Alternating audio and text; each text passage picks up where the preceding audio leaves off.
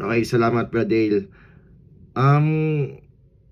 Hebrews 11, 8 to 16, dalawang konteksto po ito. Faithful Abraham, verse 8 to 12. And yung pangalawang context niya is the heavenly hope, verse 13 to 16. So, mabilis ang insight lang yung word na faith. Unang-una, application na po tayo. Unang-una, as a man of God, we cannot face the unknown. Katulad ni Abraham, hindi niya alam kung anong pupuntahan niya. Sa ating situation ngayon, may mga challenges, circumstances sa buhay. We will face it as courageous, as a strong man of God. Nabanggit din ni Bradale kanina yung salitang forward looking to God's promises. Yung pangalawa, yung A, i-acknowledge natin palagi na everything comes from God. Sabi nga sa verse 10, He is the builder and is the maker. So the earth is the Lord's, right? Siya ang may-ari na lahat na to. And isa rin din sa narinig ko kanina, even kinonfirm ni Brad Poy yung salitang anticipate. I-anticipate natin yung salitang DCT, hindi ACT. Na-emphasize to ni Bradale kanina yung the city. Ito po yung tinatawag sa Revelation 21:2 na the heavenly city or tinatawag na New Jerusalem. So, kaya tayo may faith kasi po ina-anticipate natin itong tinatawag na the city na ito in the future. At yung letter I po, yung impossible to possible with God.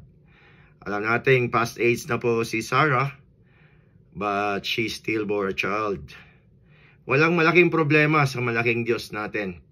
Lahat ng imposible sa ating perception ay posible po kay God.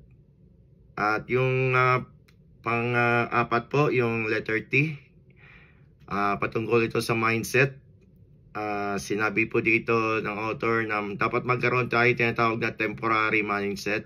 Yung kumbaga sinabi dito sa verse 13 to 14 na tayo mga strangers and pilgrims lang sa mundong ibabaw. Kumbaga mga transient lang tayo dito, dumadaan lang tayo. So yan yung ating dapat isa sa mindset natin, yung temporary lang lahat ng ito. Naranasan ating problema, challenges sa buhay, it's just all temporary. Hindi tayo permanente dito. We are strangers and pilgrims of the earth. At yung panghuli po, yung isang letter T pa pala, yung trust and obey. Yung isa sa mga katagaan ni Don Moen sa kanyang siluat na kanta, na to be happy in Jesus, but to trust and obey. At yung huli po, yung H, yung heavenly mindset.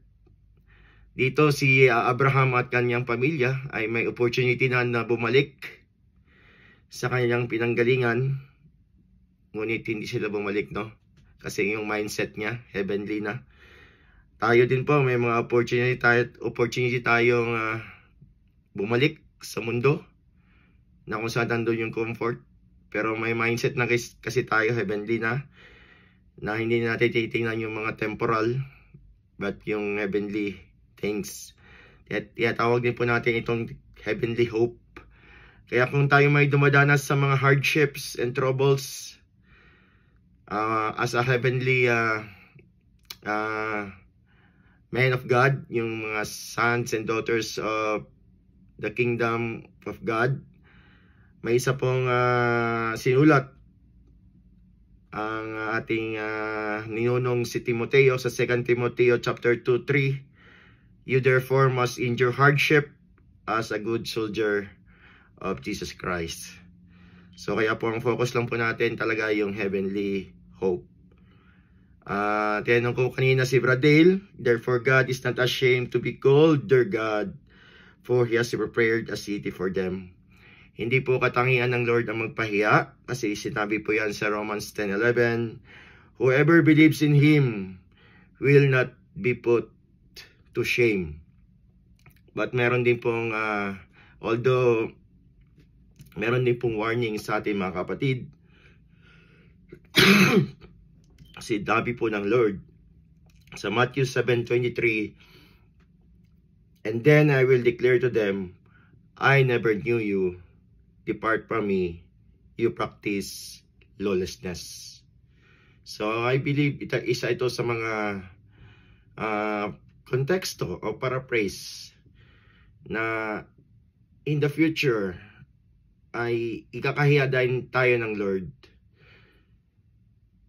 dahil hindi po naisulat ang ating mga pangalan sa aklat ng buhay. At even sabihin niya, I never knew you, depart from me, you practice lawlessness. Kaya magpatuloy po tayo. We obey because of faith. We're not obeying to obtain faith. Kumaga, ingredients na po ng pananampalataya ang pagsunod. Ang trust, ang obedience ay ingredients po sa ating pananampalataya. So yun lang po mga kapatid. Maraming salamat. To God be the glory.